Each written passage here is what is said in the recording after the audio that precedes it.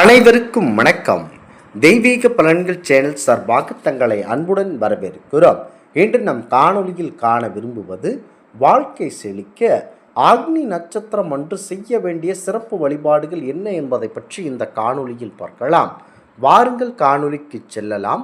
மறக்காமல் ஒரு சப்ஸ்கிரைப் செய்யவும்.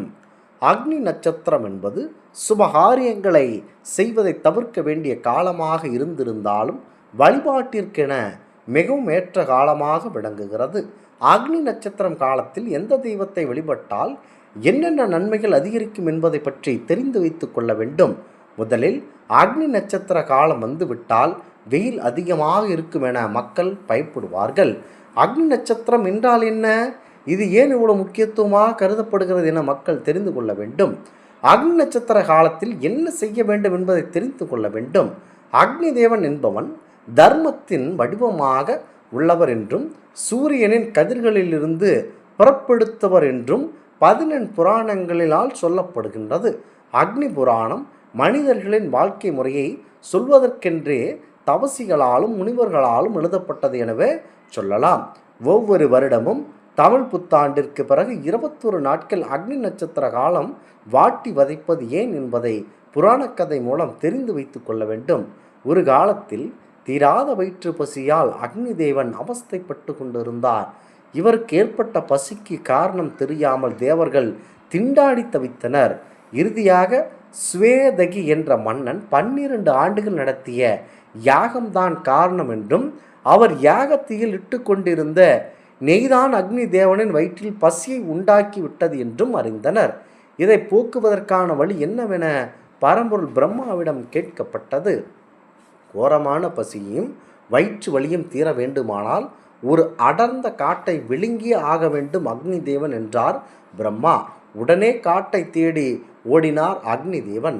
எல்லா இடங்களிலும் தேடியவர் யமுனை நதிக்கரை ஓரமாக இருந்த மலர்கள் பூத்து குலுங்குகின்ற காண்டவ வனத்தை கண்டு மனம் மகிழ்ச்சி அடைந்து நெருங்கினார். அதே நேரத்தில் கானகத்தை விழுங்கி நெருங்கிய அக்னிக்கு ஒரு சோதனை வந்தது. இந்த காட்சியை கவனித்து கொண்டிருந்த இந்திரதேவன் கானகத்தை சுற்றி அடர்மழையை பெய்யும்படி செய்தார்கள். அக்னி தேவன் பல வடிவங்களை எடுத்து கானகத்தை விழுங்க முயற்சி செய்த போதிலும் தோல்வியடைந்து மனம் உடைந்து போனார். இறுதியாக ஒரு முதியவர் வேடம் தரித்து யமுனை நதிக்கரை ஓரமாக நடந்து சென்று கொண்டிருந்தார் அக்னி தேவன். அவருக்கு எதிரே கிருஷ்ணரும் அர்ஜுனனும் வந்தார்கள். முதியவர் வடிவில் வந்த அக்னி பகவான் தான் மிகவும் பசியோடு இருப்பதாகவும் கூறி கிருஷ்ணனிடம் உணவு கேட்டார். கிருஷ்ண பகவான் வந்தது யாரென புரிந்து கொண்டு அக்னி தேவனின் பசியை தீர்க்கும் உணவை நான் தருகிறேன் என வாக்களித்தார். அக்னி தேவன் தனது சுய உருவத்தை அப்போதுதான் காட்டினார். அங்கே காண்டவ உணவே தான் பசிக்கு, அதாவது அந்த காண்டவ உணவே தான் சாப்பிட்டு பசியார வேண்டிய பொருள் என கூறினார் அக்னி தேவன். இந்திரன் ஏற்படுத்திய தடை குறித்தும் புகார் சொன்னார். அதற்கு கிருஷ்ண பரமாத்மா என்ன சொல்லுகிறார் என்றால், காண்டவ வனத்தை உண்பதற்கு உதவி செய்வதாக உத்தரவாதம் அளித்தார். அத்துடன் ஒரு நிபந்தனையும் இட்டார் கிருஷ்ணர். அதற்கு காலவரம்பாக 21 நாட்களை வரையறுத்தார் கிருஷ்ணர். பின்னர் அர்ஜுனனை பார்த்து அக்னி தேவனுக்கு பாதுகாப்பு தரும்படி உத்தரவிடுகிறார். தன் வில்லை வளைத்த அர்ஜுனன் ஆயிரக்கணக்கான அம்புகளால் கூடாரத்தை உருவாக்கினார். அந்த காண்டவ வனத்தை சுற்றி கிருஷ்ணரின் பாதுகாப்பில் தனது 7 நாக்குகளையும் நீட்டியபடி வனத்துக்குள் புகுந்து கிடைத்த உணவு அனைத்தையும் அக்னி தேவன் விழுங்கத் தொடங்கினார். இதனை கண்ட இந்திரன் பெரும் மழையை பெய்வித்தார். அந்த நேரத்தில் துளி மழை கூட அக்னி மேல் படாமல் அர்ஜுனன் அம்புக்கூரை காத்து நின்றது. அக்னி பகவான் முதல் 7 நாட்கள் பூமியின் கீழ்ப்பகுதியை உண்டார். அந்த நேரம் வெப்பம் மெதுவாக பரவத் தொடங்கியது. அடுத்த 7 நாட்கள் வளர்ந்திருந்த அடற்காட்டை உட்கொண்டார். அந்த நேரத்தில் வெப்பம் கடுமையாக பரவி சுடரத் தொடங்கியது. இறுதியாக 7 நாட்கள் பாறையை விழுங்கத் தொடங்கியதனால் வெப்பத்தின் தாக்கம் குறைந்து முழுமையாக தாழ்ந்து இளமையில் மட்டுமே வர தொடங்கியது. இப்படியாக அக்னி பகவான் காண்டவ வனத்தை விழுங்கிய 21 நாட்கள் தான் அக்னி நட்சத்திர நாட்கள் என சொல்லப்படுகிறது. கத்திரி வெயில் எனும் சொல்லப்படுகின்ற இந்த வெயில் 21 நாட்களிலும் 3 வகையாக பரவும். முதல் 7 தினங்களில் மெதுவாக அதன் தாக்கம் ஏறுமுகமாக, அதாவது அதிகமாக இருக்கும். அடுத்த 7 தினங்கள் அதிக அளவில் தெரியும். கடைசி 7 தினங்களில் படிப்படியாக குறையும் என்பதை நாம் அனுபவித்து உணரலாம். கோடை காலத்தின் உச்சகட்டமான நேரங்கள் தான் அக்னி நட்சத்திரம் என்ற கத்திரிவையில் தெரிகிறது.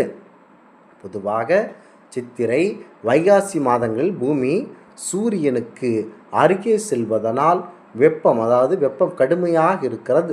ஜோதிட ரீதியில் காணும்போது உத்தராயண புண்ணிய காலத்தில் சூரியன் தெற்கிலிருந்து வடக்கு நோக்கி செல்லுகிறார். இதன்படி தை 1ஆம் நாள் முதல் தன் வடக்கு திசையை பயன்படுத்தி தொடங்குவார். சித்திரை 1ஆம் தேதி அவர் பூமிக்கு நெருக்கமாக இருப்பார். ஆனி மாத கடைசியில் அவர் வடகோடி எல்லையை அடைந்து விடுகிறார். வெயிலின் கடுமையை அதிகமாக இருப்பதனால் இதனை கத்திரி வெயில் என குறிப்பிடுவார்கள். ஒவ்வொரு ஆண்டும் அக்னி நட்சத்திரம் சித்திரை மாதம் 21ஆம் தேதி தொடங்கி வைகாசி மாதம் 15ஆம் நாள் முடிவடைகிறது. இந்த ஆண்டு மே 4ஆம் தேதி தொடங்கி மே 28ஆம் தேதி நிறைவடைகிறது. அக்னி நட்சத்திர நாட்களில் சுப செயல்களை செய்யக்கூடாது என்ற நம்பிக்கை இருக்கிறது. ஆனால் சில சுப செயல்களை நடத்தலாம் என்கின்றது நட்சத்திரங்கள்.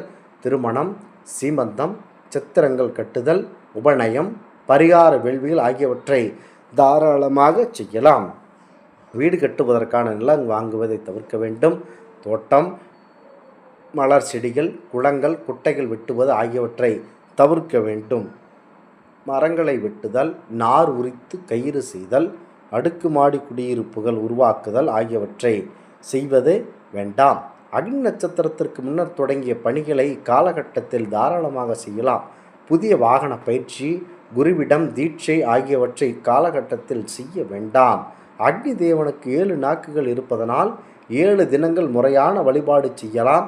இந்த தினத்தில் அக்னி தேவனின் கோலத்தை பூஜை அறையில் செங்காவியால் வரைந்து வாசனை மலர்களால் பூஜை செய்து தீபம் ஏற்றி வைத்து ஞாயிறு பாயாசம், திங்கள் பால், செவ்வாய் மற்றும் தயிர் மற்றும் வாழைப்பழம், அடுத்ததாக புதன்கிழமை முக்கியமாக தேன், வெண்ணெய், அடுத்ததாக வியாழக்கிழமை சர்க்கரை பொங்கல் மற்றும் நெய் வைத்தியம், அடுத்ததாக வெள்ளிக்கிழமை வெள்ளை சர்க்கரை பானகம், சனிக்கிழமை பசுநெய் மற்றும் தயிர் அன்னம் என்ற வரிசையில் படைத்து அக்னி தேவனை தியானம் செய்து வழிபட வேண்டும். மனிதன் 2 உள்ளங்கைகளிலும் அக்னி தேவன் இருப்பதாக நம்பிக்கை உண்டு. அதனால் தான் 2 கைகளையும் காட்டி ஆலய வழிபாடு செய்கிறோம். வெப்ப காலத்தில் இஷ்ட குலதெய்வங்களையும் வழிபட்டு வரலாம். அனைத்து ஆலயங்களிலும் ஜலதாரை வைப்பதனால் அந்த காலகட்டத்தில் பூமி அதிர்வோ இயற்கை உபாதைகளோ ஏற்படாது என ஆன்றோர்களுடைய கருத்து. இந்த ஆன்மீக தகவல் உங்களுக்கு பிடித்து இருந்தால் தெய்வீக பலன்கள் சேனலை கண்டிப்பாக சப்ஸ்கிரைப் செய்து கொள்ளவும். மீண்டும் ஒரு நல்லதொரு காணொளியில் உங்களை சந்திக்கிறோம். நன்றி, வணக்கம்.